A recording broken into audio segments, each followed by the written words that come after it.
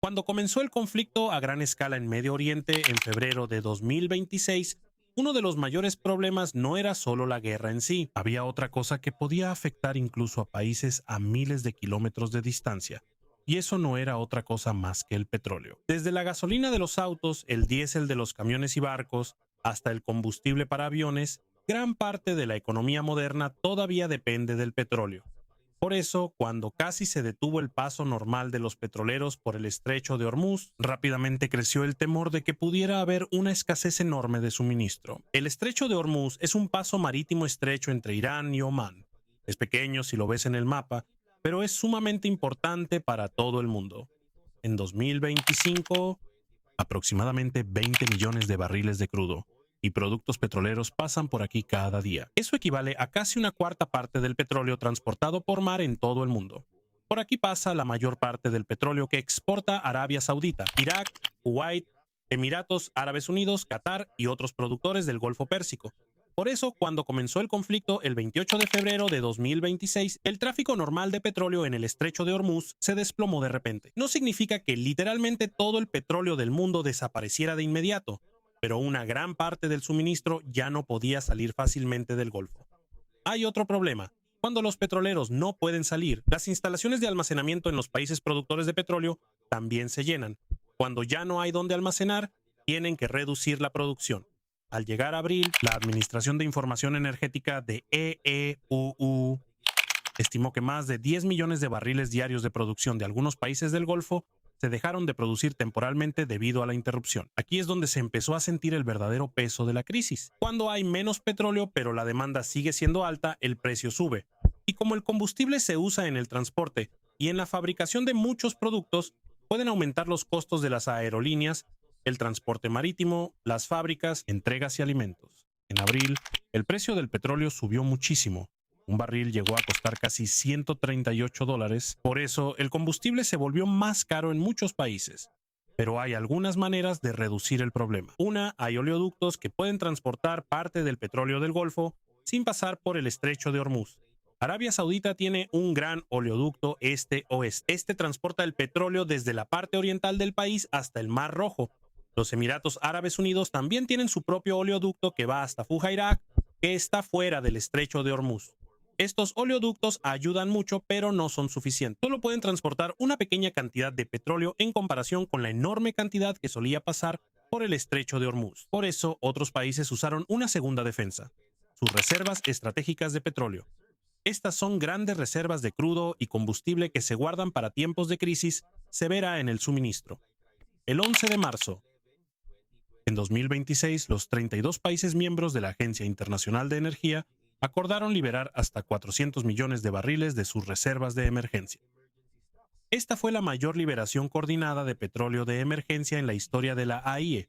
Eso ayudó mucho, pero las reservas también tienen sus límites. El petróleo de emergencia es como el ahorro en el banco. Se puede usar cuando hay un problema, pero no es infinito.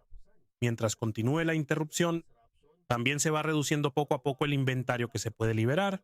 Por eso, no basta con depender solo de los oleoductos y las reservas. Pero estas medidas todavía no son suficientes. Se necesita conseguir más petróleo de otros lugares o reducir el consumo de petróleo en todo el mundo. Y ambas cosas ya empezaron a suceder.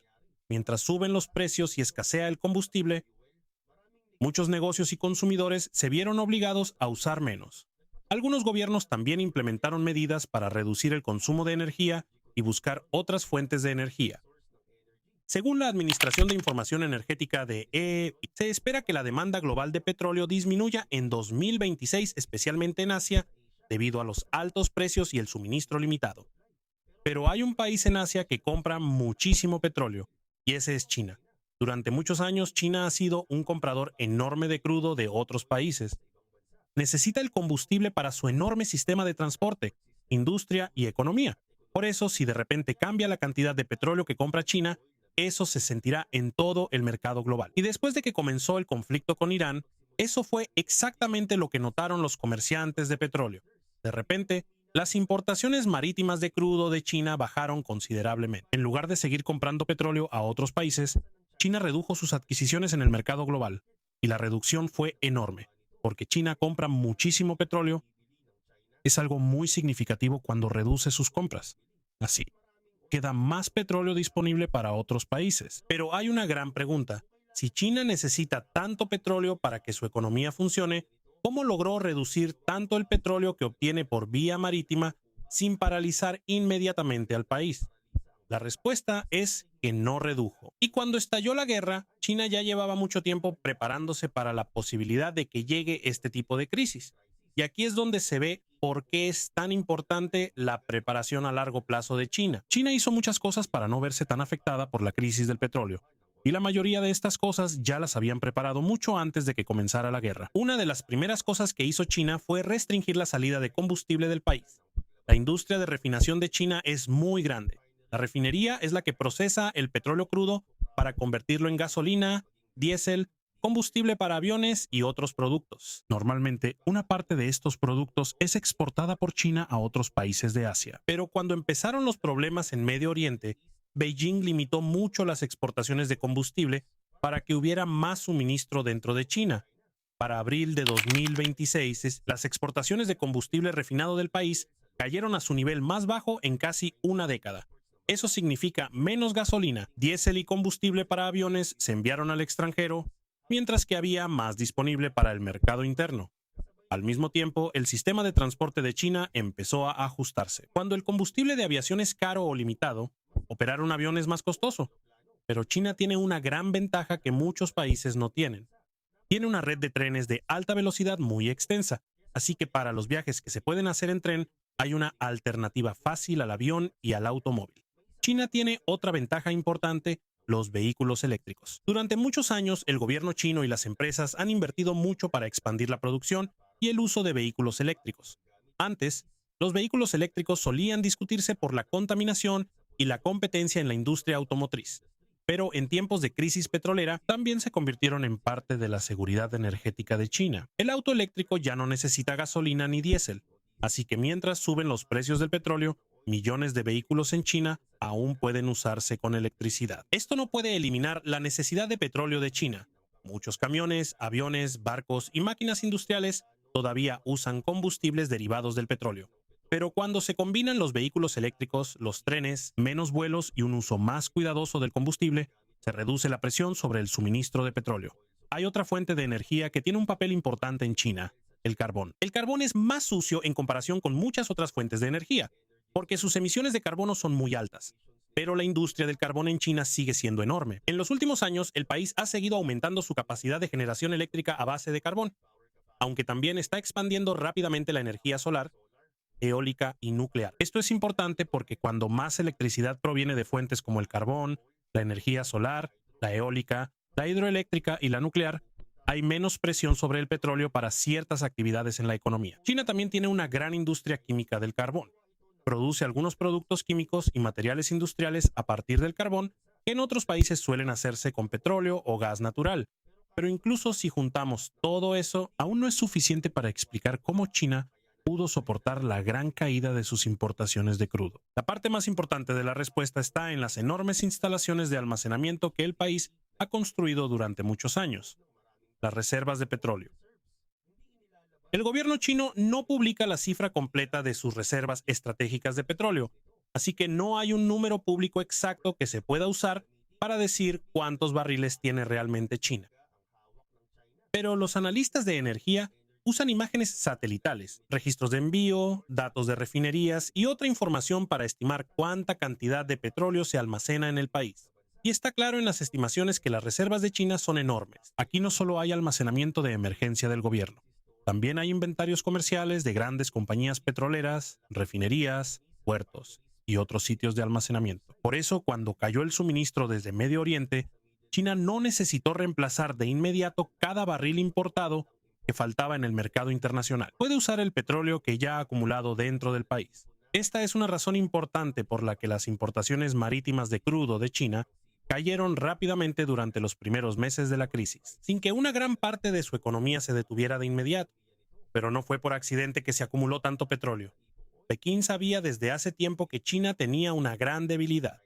Su economía es enorme, pero gran parte del crudo que necesita proviene de otros países, y una gran parte de ese petróleo importado tiene que pasar por mares y rutas marítimas estrechas que pueden verse afectadas por la guerra o conflictos políticos. Por eso, durante muchos años, China fue aumentando poco a poco sus reservas estratégicas y diversificando las fuentes de su petróleo importado. Dos países se volvieron muy importantes para esto: Rusia e Irán. Después de que Rusia invadió Ucrania en febrero de 2022, Estados Unidos, la Unión Europea y otros países occidentales impusieron amplias sanciones contra la industria energética rusa. Rusia perdió un gran mercado, especialmente en Europa. Por eso vendió más petróleo a países de Asia. Uno de sus mayores compradores es China. Hay petróleo que llega desde Rusia usando buques cisterna, y también hay petróleo que entra directamente a China a través de oleoductos. Por esto, Pekín consiguió otra gran fuente de crudo que no necesita pasar por el estrecho de Hormuz. Eso fue importante cuando comenzó la guerra con Irán. Mientras China tenía dificultades para obtener su suministro habitual del Golfo, el petróleo ruso se volvió aún más importante. Al llegar el verano de 2026, una vez más, la gran refinadora china Sinopec aumentó sus compras de crudo ruso proveniente del lejano oriente. Pero incluso antes de la guerra entre Rusia y Ucrania, China ya tenía otra relación inusual con el petróleo: Irán. Desde hace mucho tiempo existen sanciones de Estados Unidos contra la industria petrolera iraní. El objetivo de estas sanciones es dificultar que Irán pueda vender su petróleo y recibir dinero por ello, pero una gran parte del crudo iraní sigue llegando a China. Gran parte de este petróleo es comprado por refinerías chinas independientes que en la industria petrolera se conocen como refinerías Tiapot. Estas refinerías son más pequeñas en comparación con las grandes empresas estatales de China, pero cuando se combinan tienen una gran capacidad. El comercio de petróleo iraní también utiliza redes complicadas de envío y pago para evitar las restricciones. Hay buques tanque que cambian repetidamente de nombre, registros de propiedad o información de envío. También hay ocasiones en que la carga se describe como si viniera de otro país antes de llegar al comprador final. Esto es lo que se llama la flota fantasma. Son buques tanque que se utilizan para transportar petróleo sancionado mientras intentan ocultar de dónde proviene realmente la carga y quiénes están involucrados en la transacción. No todas las empresas chinas están dispuestas a participar en esto. Las grandes empresas estatales suelen ser más cautelosas porque pueden perder el acceso a los bancos occidentales y a los negocios internacionales si son sancionadas. Pero algunas refinerías independientes tienen menos exposición al sistema financiero de Estados Unidos. Por eso, a pesar de las sanciones, China sigue siendo el principal destino de una gran parte de las exportaciones de petróleo iraní. Y hay otra razón por la que algunas de estas transacciones son posibles. No todo el comercio de petróleo de China tiene que pagarse en dólares estadounidenses. Durante muchas décadas, el dólar ha sido la moneda dominante en el comercio internacional de petróleo. Eso es importante porque cuando el pago pasa por el sistema bancario basado en el dólar, Estados Unidos tiene mayor capacidad para detener o sancionar una transacción. Pero hay acuerdos petroleros entre China y Rusia que se hacen usando el yuan chino. China e Irán también usan sistemas de pago e instituciones financieras que tienen menos conexión directa con Estados Unidos. Esto no hace que China sea inmune a las sanciones, pero le da otra manera de comerciar con países que tienen acceso limitado al sistema financiero occidental. Por eso, la gran reserva de petróleo de China no es solo resultado de construir muchísimos tanques de almacenamiento. También es parte de una estrategia más amplia: tener muchos proveedores, usar oleoductos cuando sea posible, expandir el transporte eléctrico, tener otras fuentes de electricidad, guardar mucho petróleo cuando haya oportunidad y reducir la dependencia de un solo sistema financiero y de transporte marítimo. Cuando se interrumpió el estrecho de Hormuz, de repente todas estas preparaciones se volvieron importantes, pero apareció un problema aún mayor. Si China es uno de los países más dependientes, ¿por qué las preparaciones que hizo ayudaron no solo a su propia economía, sino también a otros países que la observan? Él está aquí por el mismo suministro. Ahí es donde se empieza a crecer el efecto de lo que hizo China, de una estrategia energética doméstica a algo que afecta al mercado petrolero mundial. Pero no solo el petróleo es importante aquí. También es importante qué moneda se utiliza para comprarlo. En todo el mundo, normalmente se usa el dólar estadounidense para la venta de petróleo. Es más sencillo si se usa una sola moneda. Ya no es necesario usar diferentes monedas en cada país. Y hasta ahora, el dólar estadounidense sigue siendo la moneda más fuerte en el comercio y las finanzas internacionales. Por eso, Estados Unidos también tiene mucho poder en las sanciones financieras. Cuando una transacción pasa por el sistema bancario basado en dólares, El gobierno de Estados Unidos puede bloquear o sancionar a las empresas que hacen transacciones con países sancionados. Este es uno de los problemas que enfrentaron Irán y Rusia. Pero mientras se intensifican las sanciones occidentales, también se ha expandido el uso del yuan chino en parte del comercio de China con estos dos países. No significa que el yuan ya haya reemplazado al dólar, todavía está muy lejos de eso, pero para Rusia e Irán, el yuan es útil porque pueden usarlo para comprar muchísimos productos de China. Y como China es el mayor exportador de bienes del mundo, el acceso a la moneda china es muy importante. Aquí es donde China tiene la ventaja. Como ya casi nadie le compra petróleo a Rusia e Irán, China se ha convertido en uno de sus compradores más importantes. Y como hay pocos compradores, se han visto obligados a venderle el petróleo a China a un precio más bajo. China pudo comprar mucho petróleo barato de Rusia cuando disminuyeron los compradores europeos. En el caso de Irán, China sigue pudiendo comprar petróleo a pesar de las sanciones de Estados Unidos. Por eso China consiguió mucho petróleo de diferentes países y pudo acumular una gran reserva. Pero no podemos decir que todo el petróleo que almacenó China proviene solo de Irán y Rusia. China tiene muchos proveedores, incluyendo Arabia Saudita, Irak, Brasil y otros países productores de petróleo. El punto importante es que el suministro de China se volvió más diversificado. Ahora tiene más opciones, y cuando ocurrió una gran interrupción en Medio Oriente, Pekín aprovechó esa ventaja. Pero ¿por qué querría China reducir significativamente sus compras en el mercado global durante una crisis? La respuesta más simple es la seguridad energética. Desde hace mucho tiempo, el gobierno chino ha estado preocupado por su excesiva dependencia de la energía importada. Uno de los lugares más importantes en este tema es el Estrecho de Malaca. El Estrecho de Malaca es una ruta marítima estrecha entre Malasia, Singapur e Indonesia. Muchos petroleros que van hacia el este de Asia pasan por aquí. En la primera mitad de 2025, más de 23 millones de barriles de petróleo y líquidos petroleros por día pasaron por Malaca, y casi la mitad del petróleo que pasa por esa ruta va hacia China. Por eso, Beijing lleva mucho tiempo pensando en qué pasaría si hubiera un gran conflicto militar y los barcos tuvieran dificultades para pasar por la zona. A esto se le llama frecuentemente el dilema de Malaca. El problema es simple. Si China depende de tanto petróleo importado que tiene que pasar por rutas marítimas estrechas, eso podría convertirse en una gran debilidad en tiempos de guerra. Esto es aún más importante porque las tensiones entre China y Estados Unidos por Taiwán están aumentando. Si hay un conflicto a gran escala en Asia, es posible que las rutas de envío de China se vean afectadas. Pero eso no significa que Estados Unidos pueda cerrar automáticamente el Estrecho de Malaca o cortar por completo todo el petróleo de China. Existen otras rutas marítimas, oleoductos desde Rusia y Asia Central y un oleoducto desde Myanmar. Pero cualquier gran interrupción en el comercio marítimo sería muy costosa para la economía china. Por eso tiene sentido por qué China ha gastado tanto en almacenamiento de petróleo, oleoductos, energía renovable, energía nuclear, carbón, vehículos eléctricos y ferrocarriles. No se trata solo del clima o de energía barata, también es parte de la preparación para que el país no sea fácilmente paralizado en caso de una gran crisis internacional. Y la guerra de Irán fue una verdadera prueba para esa estrategia. Pero hay otra razón por la que es importante para China que la economía global no colapse por completo. Las exportaciones. Una gran parte de la economía de China depende de la fabricación y venta de productos a otros países. Las fábricas en China son las que producen electrónicos, máquinas, electrodomésticos, vehículos, baterías, ropa y muchísimos otros productos que se venden en todo el mundo.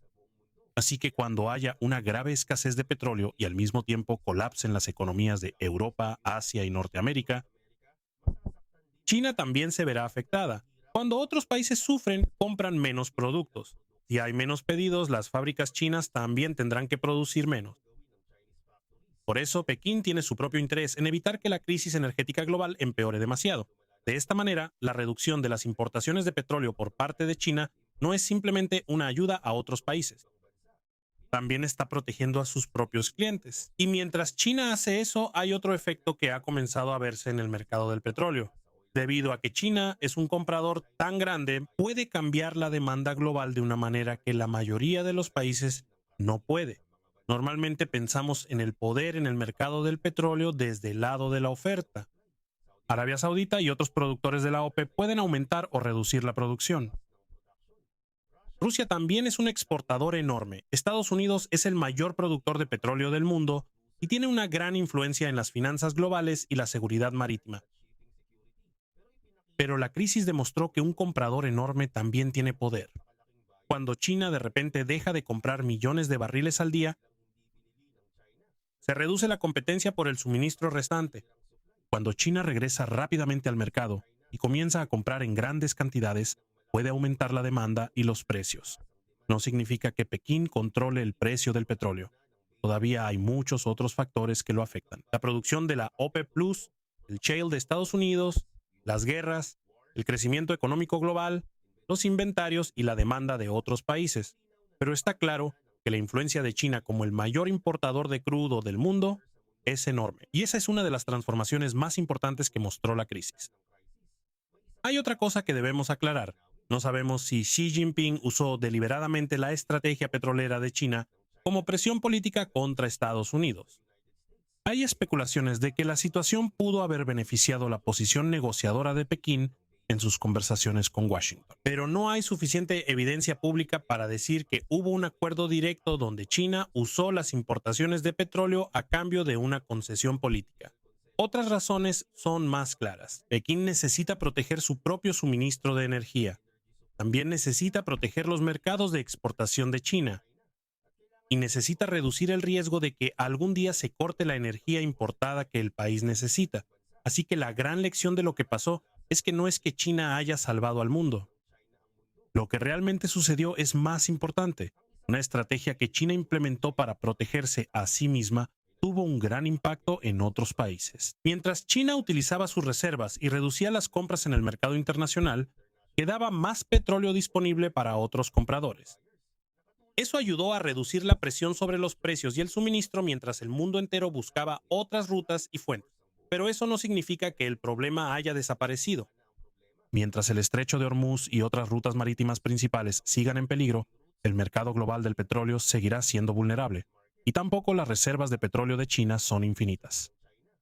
Cuando durante mucho tiempo se saca más petróleo de las reservas que el nuevo suministro que entra, llegará el momento en que tendrá que volver a comprar más. En ese momento la presión podría regresar al mercado global. Por eso, ese es el verdadero significado de lo que sucedió. Lo que pasó en 2026 es más grande que una simple crisis temporal de petróleo. Demostró que está cambiando el origen del poder en el sistema energético global. Antes, casi siempre los grandes productores y las potencias financieras occidentales eran el centro de la conversación. Ahora, hay que incluir a China, no porque sea un gran productor de petróleo, sino porque es un comprador enorme. Tiene enormes reservas, muchas rutas alternativas de suministro y puede cambiar el mercado. Necesita comprar una gran cantidad de petróleo en el mercado internacional. En pocas palabras, China pasó muchos años preparándose para el día en que ocurriera una gran crisis energética. Y cuando llegó la crisis, todo el mundo vio cuánto ayudó esa preparación a China. Lo inesperado fue que incluso otros países se beneficiaron. Y tal vez ese sea el cambio más importante en la historia del petróleo global. En la próxima gran crisis energética, el mundo ya no solo observará cuánta cantidad de petróleo pueden producir Arabia Saudita, Rusia o Estados Unidos. También estará atento a cuánta cantidad de petróleo China decida comprar o no comprar.